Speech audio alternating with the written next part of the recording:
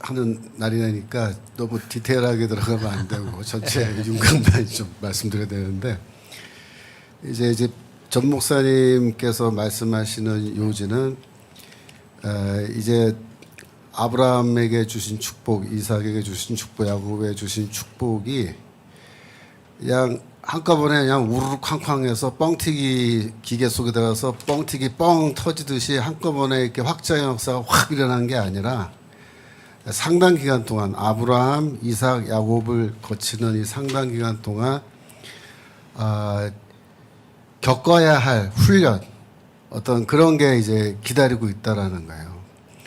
그래서 그 겪어야 할 훈련이란 거를 쭉 다 이제 좀 힘들고 시간이 걸리지만 그걸 다 통과해서 그것이 다 이제 갖춰졌을 때, 즉 그래서 하나님의 형상이 회복되었을 때, 삼위일체 하나님을 통하여 형상이 회복되었을 때, 그때서 폭발적으로 이제 확대 역사가 일어난다. 그러니까 지금 우리가 관심을 가져야 될 것은 그러면 아브라함, 이삭, 야곱을 거치는 기간 동안에 대체 어떤 경험, 어떤 훈련을 거쳐야지만이 우리가 형상이 회복되고 그래서 정말 하나님의 축복이 폭발적으로 일어나게 되는 거냐.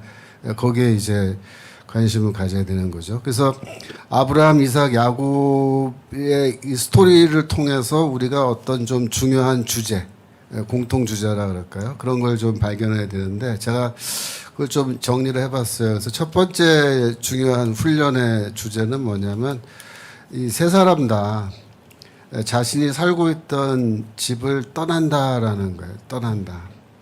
그러니까 이제 아브라함이 떠나는 거는 뭐 다 아시니까 뭐 성경 구절 굳이 찾지 않겠고요. 이삭의 경우에도 떠났습니다. 창세기 26장 2절.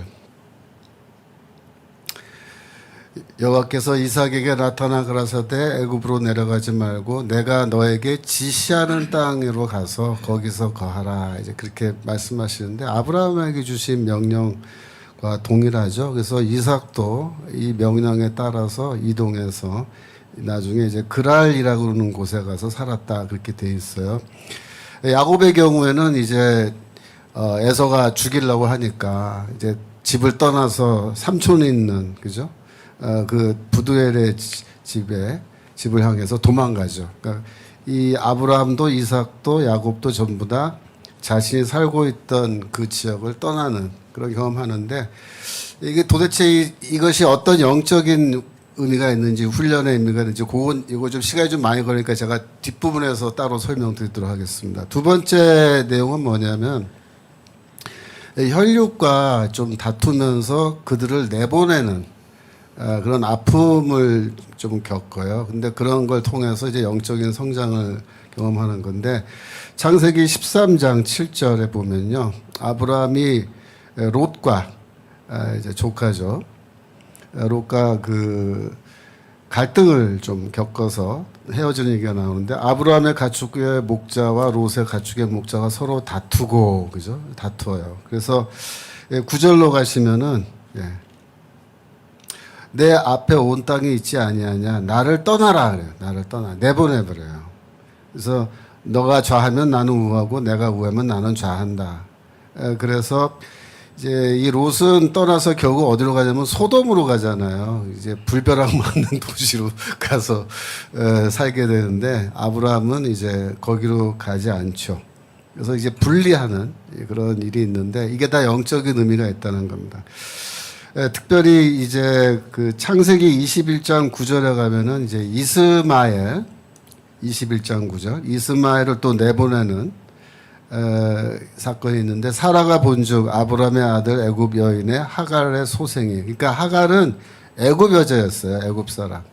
근데 이제 사라가 하갈을 아브라함 방에 밀어넣어 가지고 애를 갖게 했죠. 그래서 이스마엘이 태어났는데 이스마엘이 이제 이삭을 희롱하는 거예요. 그래서 그 다음 절 보시면 그가 아브라함에게 이르되 이 여종과 그 아들을 내어 쫓으라. 이 종의 아들은 내 아들 이삭과 함께 기업을 얻지 못하리라 하매 결국 뭐냐면은 이 이스마엘이라고 하는 이 아들은 하나님의 약속, 네 후손이 하늘의 별과 같이 많게 하겠다라는 그 약속을 믿지 못하고 기다리지 못하고, 즉 불신앙이에요.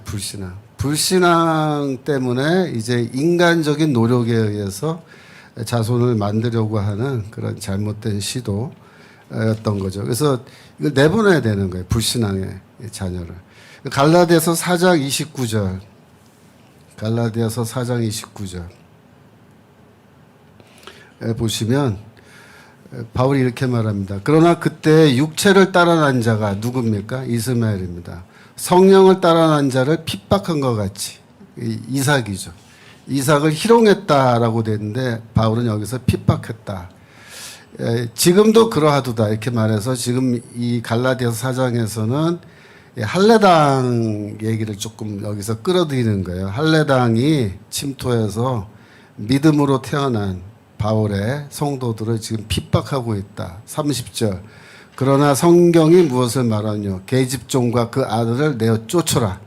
계집종의 아들이 자유하는 여자의 아들, 즉 이스마엘과 같은 이 할례당들이 이 이삭, 그죠? 자유하는 여자의 아들, 즉 사라의 아들을 말한 거죠. 이삭과 더불어서 유업을 얻지 못하리라 하였느니라. 그래서 이러한 불신앙의 문제가 그때도 문제여서 내보내야 되는 상황이었지만 바울 시대에도 믿음으로 거듭난 다시 태어난 이 바울의 자녀와 또 할례당의 그 불신앙을 통해서 태어난 할례당의 자손들이 여전히 교회 안에서 지금 갈등 겪고 있는데, 이 할례당의 자손들 내가 쫓아야 된다 이렇게 말하는데, 이게 계속되는 영적인 문제죠. 이런 문제들이 있지만 그런 걸 통해서 우리가 하나님의 언약 약속을 믿고 좀 기다려야 되는구나, 인내하고 참고 기다려야 되는구나 하는 거를 이제 깨달아가는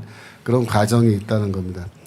세 번째로 이 세 사람이 다 아내들이 불임의 문제로 인해서 좀 고생하는 얘기가 나와요.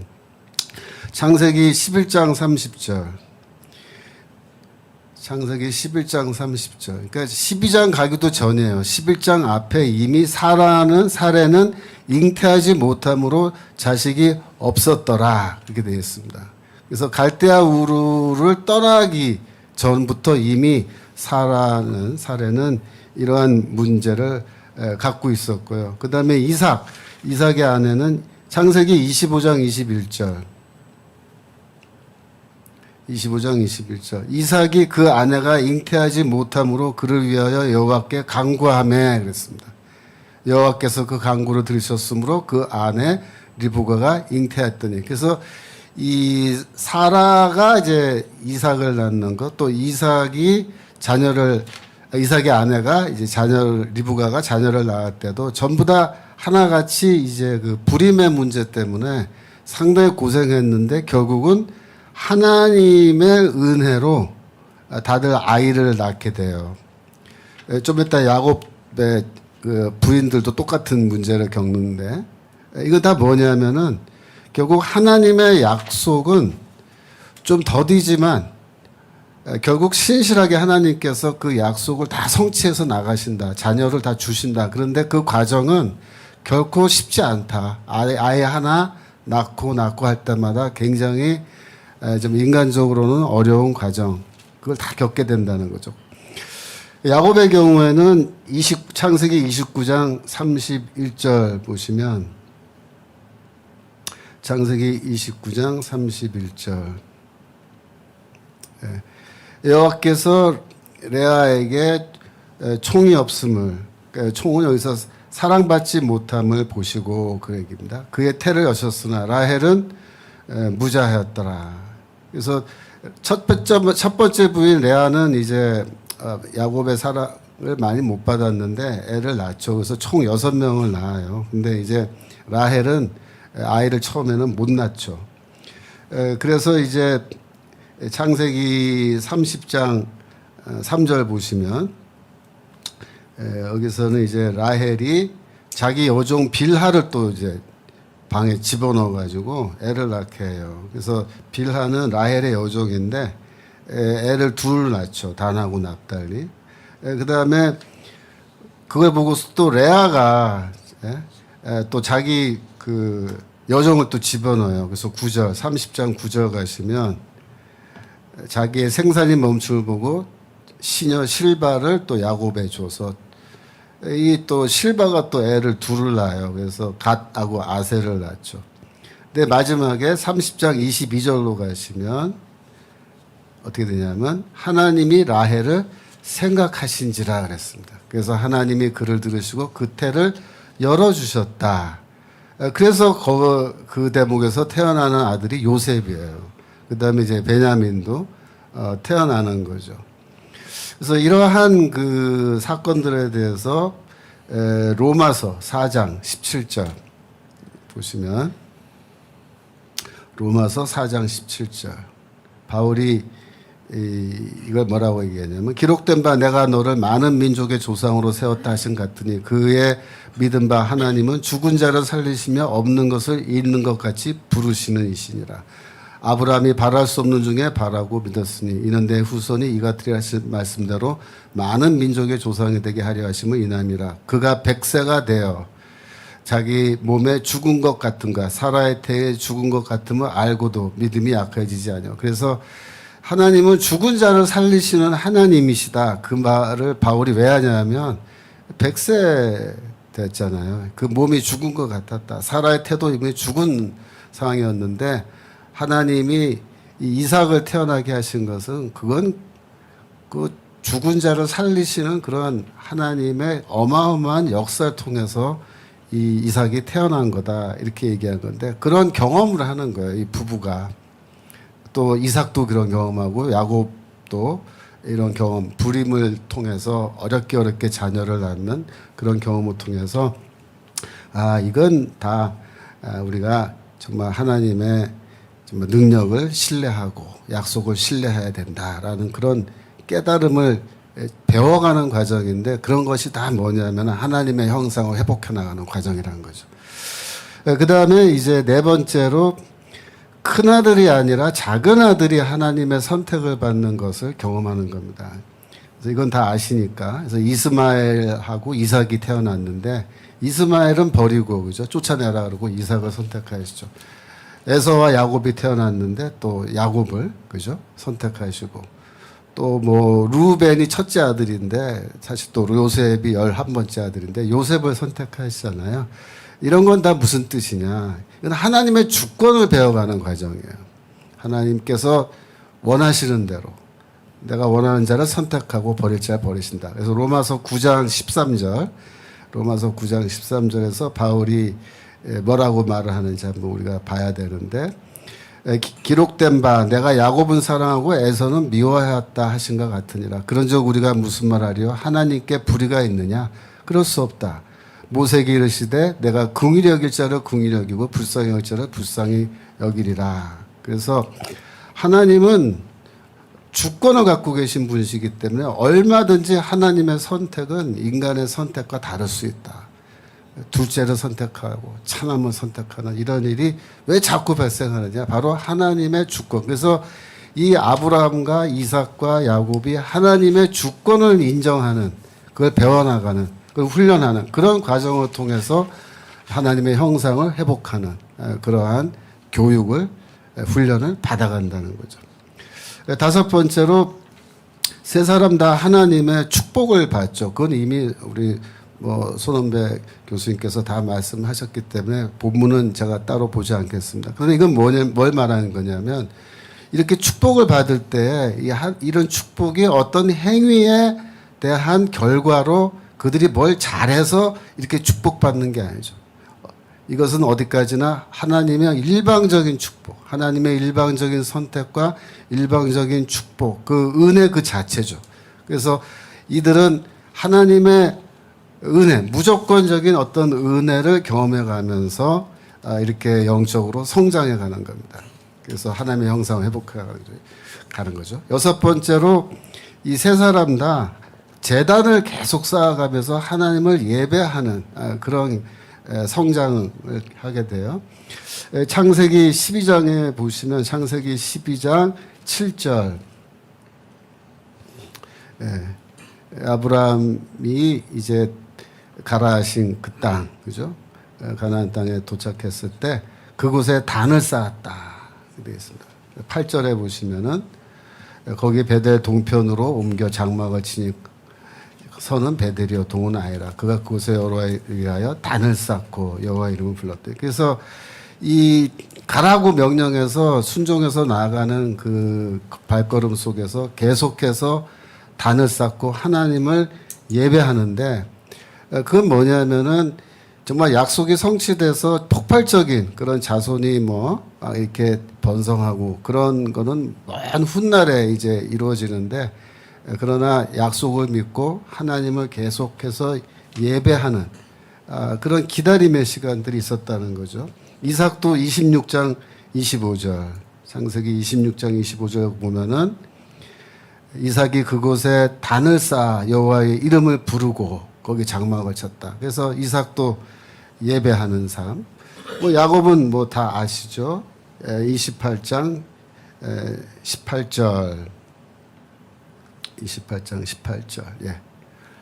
야곱이 그 돌베개 베고 자다가 일어나서 그 돌을 가져다가 기둥으로 세우고, 19절 그곳을 베델이라 하면서 20절에서 선하여 가로되 하나님이 나와 함께 계시사 나가가는 이 길에서 나를 지키시고 먹을 양식과 이루고 주사. 그 다음에 21절 이렇게 하시면 22절로 가시면, 예. 네, 이 돌이 하나님의 전이 될 것이다. 하나님의 집이 될 것이다. 내가 반드시 11조를 하나님께 드리겠다라고 해서 그 도망가는 길에서도 그 환상을 보고 하나님께 제단을 쌓고, 그러면서 특별히 제가 아까 여기 좀 그 20절 잠깐 더 올라가시면 20절, 예. 하나님이 나와 함께 계시사 이렇게 말하는데, 나와 함께 계시는 하나님, 이걸 경험하는 건데, 이게 뭐냐면은 이제 나와 함께 하시는, 즉 그러니까 우리가 이거 성부 하나님은 이제 초월하시는 하나님이라 그러잖아요. 초월하시는 초월적 존재. 그다음에 성자 하나님은 우리를 위해서 그 이삭처럼 정말 그 희생당하시는, 제물로 바쳐지신 하나님이라고 할 것 같으면, 세 번째 성령 하나님은 이제 나와 함께 하시고 내 안에 내주하시는, 그러니까 내재하시는 하나님을 성령이라 그러는데, 여기서 야곱이 이제 나와 함께 하시는, 내재하시는 하나님, 성령 하나님을 그런 경험하는 게 아닌가. 그래서 이제 야곱이 성령을 상징한다라고도 볼 수 있지 않을까, 그렇게 생각이 듭니다. 그래서 이제 제가 첫 번째 이게 떠나라. 그래서 떠난다는 것이 이제 어떤 의미인지 조금 더 깊이 있게 살펴볼 필요가 있는데요. 여호수아 24장 2절. 여호수아 24장 2절. 여호수아가 모든 백성에게 이르되 이스라엘 하나님 여호와의 말씀에 옛적에 너희 조상들 곧 아브라함의 아비 나홀의 아비 데라가 강 저편에 거하여 다른 신들을 섬겼으나 그랬습니다. 그래서 아까 우리 변 교수님, 아브라함은 이 떠돌이, 뭐 유대인이라 말할 수도 없고 이스라엘 아주 말할 수도 없고 그냥 떠돌이 어떤 집안의 남자 사람이다 이렇게 말씀하시는데, 말 그대로 여기 지금 강 저편 그 갈대아 우루 지역에서 있을 때 아브라함도 사실은 아버지 데라와 함께 어쩌면 처음 시작할 때는 다른 신을 섬기는 그런 사람들이었을 거라는 거예요. 그런데 그런 상황 속에서 이제 하나님의 계시를 듣고, 참 하나님은 이게 이분이시구나라는 것을 깨닫고, 그죠?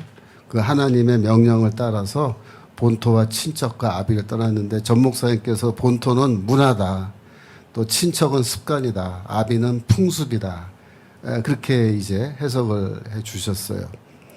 그래서 처음에 갈대아 우르도 떠났고, 그다음에 하란이라는 곳에 왔었는데, 사실 갈대아 우르도 그렇고 하란도 그렇고 이게 전부 다 대도시거든요. 그 당시에 문명이 있는 곳이고, 그래서 문화와 교통과 경제 중심지고, 그죠? 그래서 항상 지금도 그렇잖아요. 시골을 떠나서 사람들이 도시로 몰려오지, 도시를 떠나서 시골로 가지는 않는단 말이에요. 그죠? 거기가 사람들이 있는 곳이고 살기 좋은 곳이고, 그죠? 그런 곳인데 그런 곳을 떠나라는 것. 하나님께서 떠나서 이제 하나님께서 지명하는 곳으로 가라는 건데, 분명한 거는 어디로 가라고 가는 지역을 명시하지 않으셨어요. 그냥 어렴풋하게 내가 지시하는 곳으로 가라 이렇게만 말씀하셨는데, 그런 약속조차도 아브라함이 그걸 믿고 이제 떠난 거죠. 떠난 거예요. 그런데 창세기 26장에 보시면 11장 26절, 11장 26절에 보시면 데라는 70세에 아브라함과 나홀과 하란을 낳았다. 그게 돼 있잖아요. 70세를 낳았는데 12장 4절로 가면요.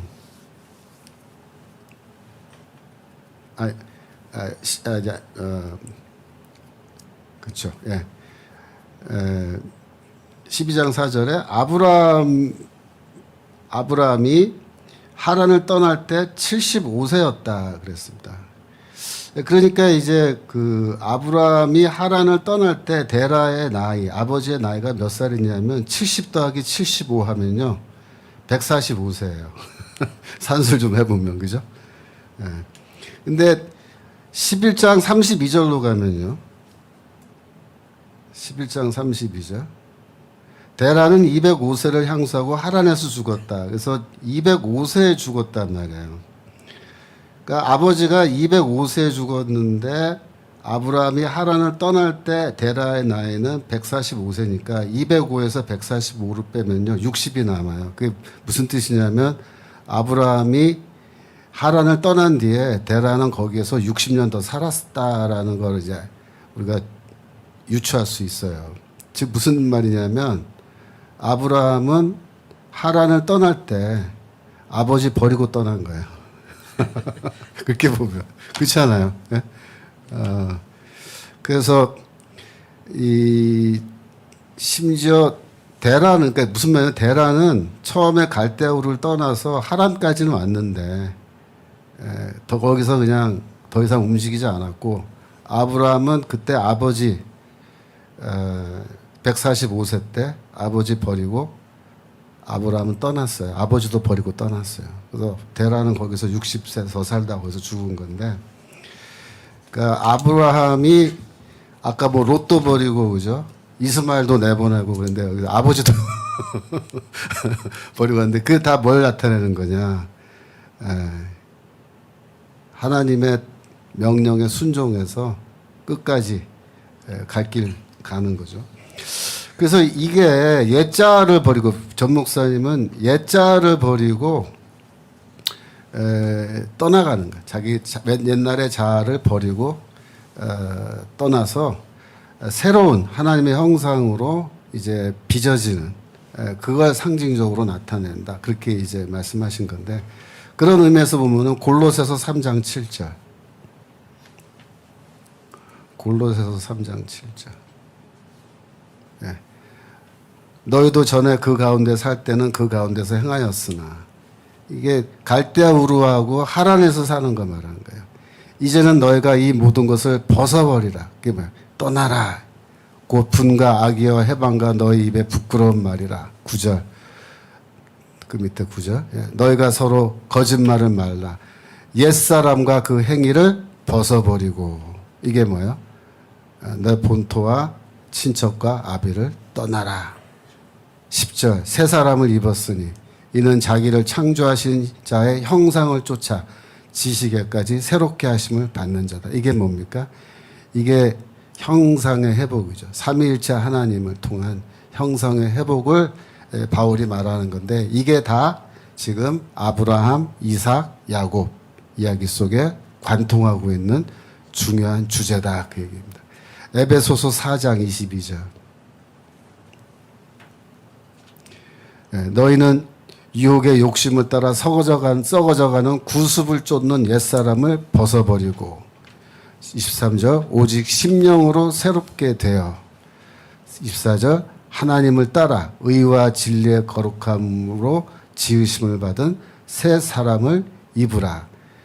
이 과정이 바로 뭐냐?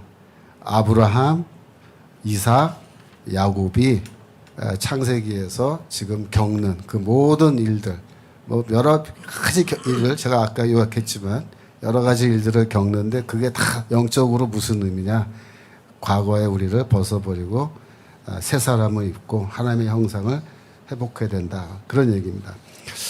그래서 이 떠나라라는 명령이 이제 중요한데 이게 신약 성경으로 오면요. 떠나라는 명령이 어떻게 연결되냐면은 나를 따라오라라는 예수의 제자들을 향한 명령하고 상당히 유사합니다. 마가복음 1장 16절. 마가복음 1장 16절. 갈릴리 해변을 지나가시다가 시몬과 그 형제 안드레가 바다에 금을 던지는 것을 보시니 저희는 어부라. 예수께서 가라사대 나를 따라오너라. 나를 따라오너라. 이렇게 명령하시잖아요. 내가 너희로 사람을 낚는 어부가 되게 하리니 하시니 곧 18절 곧 그물을 버려두고 쫓으니라.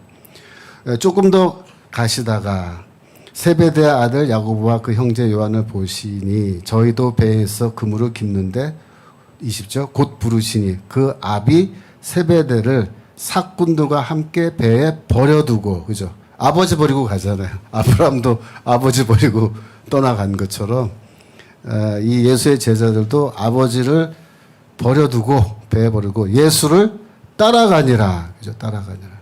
그래서 예수께서 나를 따르라 하는 명령을 하시는데 이게 하나님이 아브라함과 이삭과 야곱에게 하신 명령. 아비와 본토와 친척의 집을 떠나라 라는 명령과 상당히 유사한 거예요. 마가복음 10장 28절 보시면요. 제자도가 거기 잘 표현되어 있는데 마가복음 10장 28절 베드로가 여짜와 가로되 보소서 우리가 모든 것을 버리고 주를 쫓았나이다. 그러죠. 아브라함이 모든 걸 버리고 그죠? 하나님의 명령을 따라서 나아갔잖아요. 제자들도 똑같이 했다는 거예요. 우리가 그렇게 했다는 거예요. 예수께서 가라사대 내가 진실로 너에게 이르노니 나와 및 복음을 위하여 그리스도와 복음을 위하여 집이나 형제나 자매나 어미나 아비나 자식이나 전토를 벌인 자는 그죠? 가족도 버리고 땅도 버리고 아브라함이 그렇게 했잖아요. 아브라함이 똑같다는 거예요. 제자들도 버린 자는 30절 금세 있어 집과 형제와 자매와 모친과 자식과 정토를 100배나 받되 핍박을 겸하여 받고 이게 뭐예요? 아브라함도 야곱도 이삭도 다 거기서 고난을 받았잖아요. 별하별 고난 다 받았잖아요. 돌아다니면서 제자들도 똑같다는 거예요. 핍박을 겸하여 받지만 결국은 내세에 영생을 받지 못할 자가 없다. 결국은 뭐냐? 하나님의 형상을 다 회복하여 하나님의 나라에 들어가는 그런 축복을 다 받는다. 그럼 받는다. 마지막으로 마태복음 28장 18절. 마태복음 28장 18절. 예수께서 나와 일러 가라사대 하늘과 땅에 모든 권세를 내게 주셨으니 그러므로 너희는 가서 모든 족속으로 제자를 삼고 그죠? 아버지 아들과 성령의 이름은 세례를 주고 할 때 너희는 가서 가라는 거예요. 가라는 거예요. 예수께서 제자들 특히 사도들을 이제 마지막으로 선교 명령 주면서 파송하실 때 가라고 가라. 그 가라라는 명령은 아브라함을 향해서 하나님이 하신 명령과 똑같아요. 버리고 내가 지시하는 곳으로 가라. 선교지로 가잖아요. 저기 제자들은. 그래서 오늘날에 여러분 생각해 보세요. 선교사들.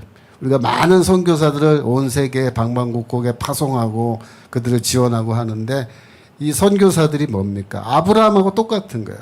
너희는 본토와 아버지와 아비와 친척 집을 다 떠나서 내가 지시하는 곳으로 가라라고 해서 선교지로 다 떠나가서 거기서 하나님의 말씀을 전하는 선교 사역을 다 하잖아요. 그죠? 그게 다 이런 거라고요. 근데 사실 또 그렇게 보면요. 예수 그리스도도 사실은 어떤 분이냐. 아버지의 보내심을 받아서 이 땅에 오셨다. 그렇게 말합니다. 그래서 아버지의 그 보냄을 받은 게 어디 나옵니까? 갈라디아서 4장 4절. 때가 차면 하나님이 그 아들을 보내사. 그러니까 아버지께서 아들을 향해서 가라, 가라. 때가 되었으니 이제 가라. 이 땅에 오신 거죠. 요한복음 3장 17절. 요한복음 3장 17절. 하나님이 그 아들을 세상에 보내신 것은 세상을 심판하려 하심이 아니요 저로 말미암아 세상이 구원을 받게 하려 하심이라. 그래서 이 세상을 구하기 위해서 아버지께서 아들을 향해서 가라고 하신 거예요. 가라고.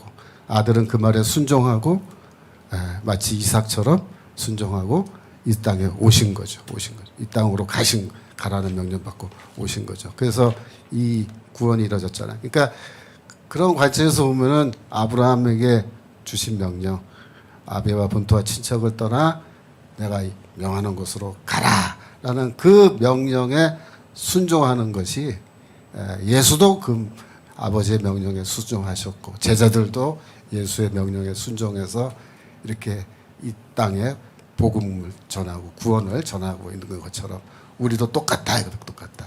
그래서 참 이 창세기에 나오는 이 아브라함과 이삭과 야곱의 이 경험, 그걸 통해서 하나님의 형상을 회복하고 하나님의 구원이 이루어지는 그 모습을 전 목사님께서 우리에게 보여주려고 이렇게 굉장히 애쓰셨는데, 그걸 이렇게 우리가 들여다보면은 정말 그렇구나.